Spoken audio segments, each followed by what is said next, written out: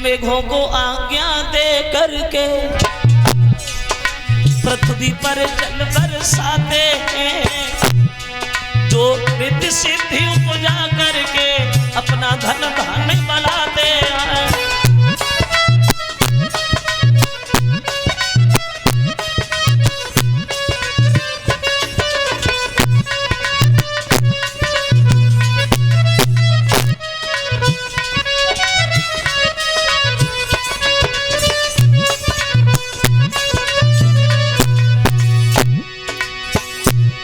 जब हम लोग उनकी पूजा करते हैं तो वो जल की वर्षा करते हैं श्याम, और इसी बात के बदले में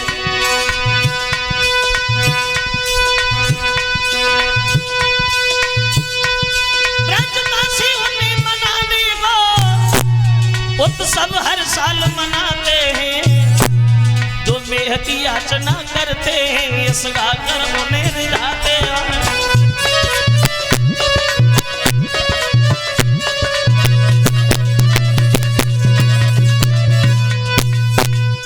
जल की वर्षा, और जब पानी बरसता है तो अनाज पैदा होता है, अनाज पैदा होता है, हम लोग खाते खाते तो जीते हो, जीते तो रहते हो, रहते तो पूजा करते हैं। जाओ तुम भी जल्दी से जाओ और इंद्र की पूजा में भाग लो श्याम, जल्दी जाओ, तैयार हो के आओ। कन्हैया कहने लगे बाबा मेरे तो कुछ समझ में नहीं आ पाया। पूरी बात बता दी, समझ नहीं पाए। क्यों नहीं समझ पाए?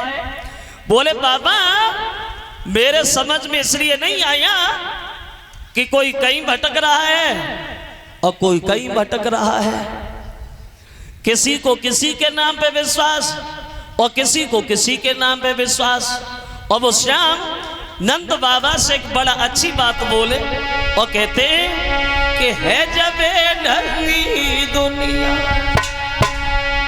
भूला भुलैया में भुलानी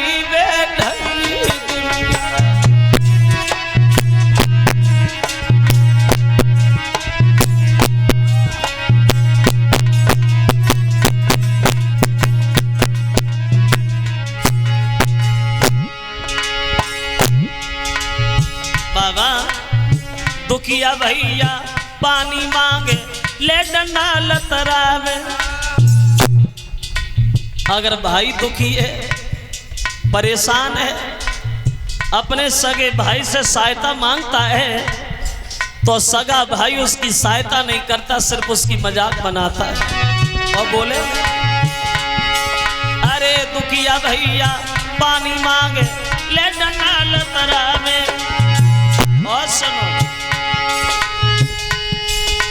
जियत बाप को बात न पूछी, अब मरे गंगले जावे बेड़ा की दुनिया भूला भूलैया में भुलानी बेड़ा की दुनिया।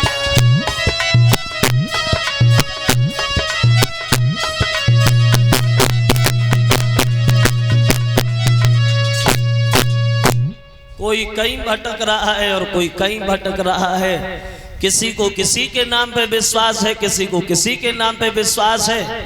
और ये बात भी सच है श्रोता बंधुओं, जरा गौर करें, ये ज्यादातर देखने में आता है हम हिंदुओं में। हम हिंदुओं में ये नहीं पता चलता कि देवी देवता कितने हैं, यही नहीं पता चलता कितने देवी देवता है। अगर एक घर में देवी दुर्गा की पूजा है, दूसरे घर में शंकर जी की पूजा है, तो तीसरे घर में कुछ नहीं है, चुड़ैलियां ही पूजी जाती है, भूतरा ही पूजाता है। और ये ज्यादातर देखने में आता है हम हिंदुओं की औरतों में। इन लोगों को जायदन का चीज पे ज्यादा खाए को मन, चलो बस भाई दिन पूजा शुरू। और देखो तुम्हारे इधर पूजा भई होए शायद या ना भई होए, हमारे गांव में उधर एटा की तरफ पूजा हो रही है औरतों में, अभी चल रही है। कौन सी? सारी अपे जीजा को बर्फी खवाए भेजा है, खूब पूजा हो रही।